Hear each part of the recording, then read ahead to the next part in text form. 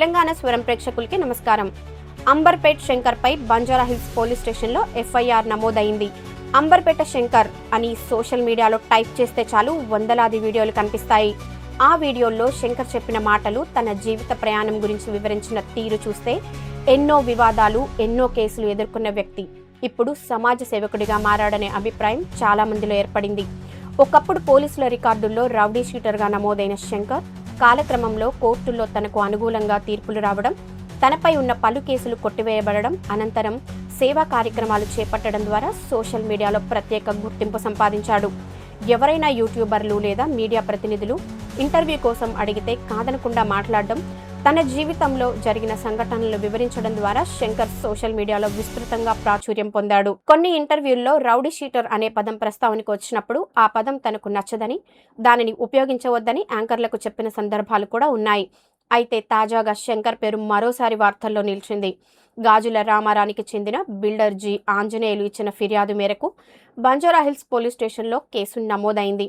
ఫిర్యాదు ప్రకారం 2020లో కాకర్ల సాంబశివరావుతో కలిసి అపార్ట్మెంటు ప్రాజెక్టులు చేపట్టిన ఆంజనేయులు భాగస్వామ్యానికి చెందిన కొన్ని ఫ్లాట్లు తన అనుమతి లేకుండా విక్రయించారని ఆరోపించారు. అంతేకాకుండా ఆస్తుల విషయమై ప్రశ్నించడంతో తనను బెదిరించారని, అనంతరం అంబర్పేట శంకర్ కార్యాలయానికి పిలిపించి నిర్బంధించారని, తనపై దాడి జరిగిందని ఫిర్యాదులో పేర్కొన్నారు.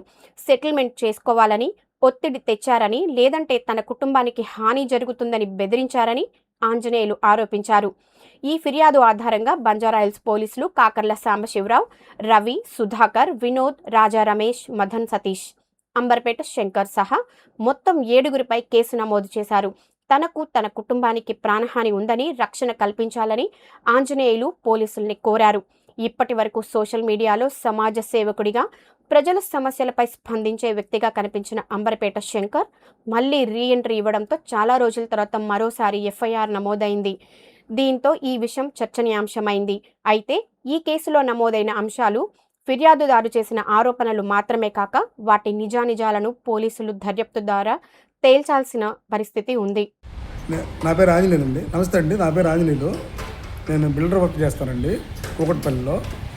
గత 2 సంవత్సరాల క్రితం నా దగ్గరికి కాకర్ల సాంబశివరావు అనే వ్యక్తి వర్క్ నేర్చుకుంటానని చెప్పి, సాఫ్ట్వేర్ ఇంజనీర్ అతను, నేను వర్క్ నేర్చుకుంటాను, నేను కూడా బిల్డర్ని అవుతానని చెప్పి నా దగ్గర సూపర్వైజర్గా పనిచేశాడు. 1 year 1.5 year పనిచేసి తర్వాత నన్ను పార్ట్నర్షిప్ అడిగాడండి.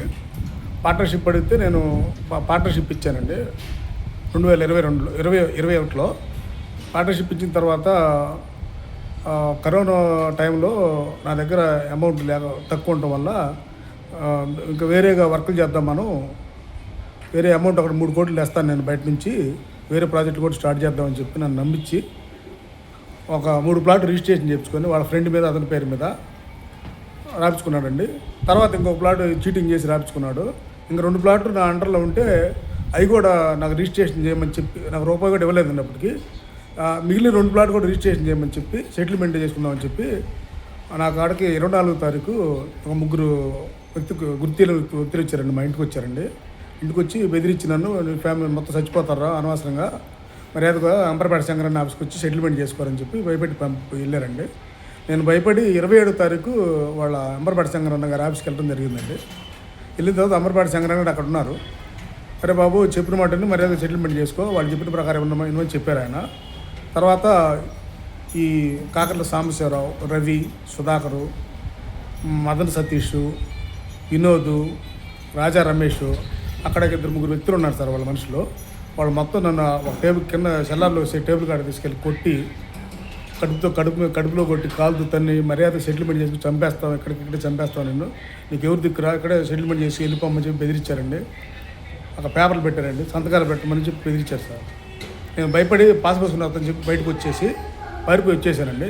తర్వాత నేను 3 రోజులు 4 రోజులు మనిషి కాలేదండి. బీపీ షుగర్ ఉన్న పేషెంట్. నేను హెల్త్ సహకరించకపోవడం వల్ల భయపడి ఇంట్లోనే ఉన్నానండి. తర్వాత తెలిసిన వ్యక్తుల ద్వారా బంజారాహిల్స్ పోలీస్ కమిషన్లోకి వచ్చిందని తెలిసి నేను బంజారాహిల్స్ పోలీస్ స్టేషన్కి వెళ్ళి విజయ్ గారికి కంప్లైంట్ ఇచ్చేసాను నేను. అది నిన్న 9వ తారీఖు ఎఫ్ఐఆర్ చేశారు సార్. 8వ తారీఖు కంప్లైంట్ ఇచ్చి 9వ తారీఖు మార్నింగ్ ఎఫ్ఐఆర్ ఇచ్చారండి నాకు. నా కుటుంబానికి, నాకు వాళ్ళ దగ్గర నుంచి నాకు చాలా ప్రాణహాని ఉందండి. నన్ను చంపేస్తానని భయపడి నేను కనపడకుండా తిరుగుతున్నాను సార్. దయచేసి నాకు ఫ్యామిలీ నన్ను కాపాడమని మీడియా ముఖంగా వేడుకుంటున్నాను సార్.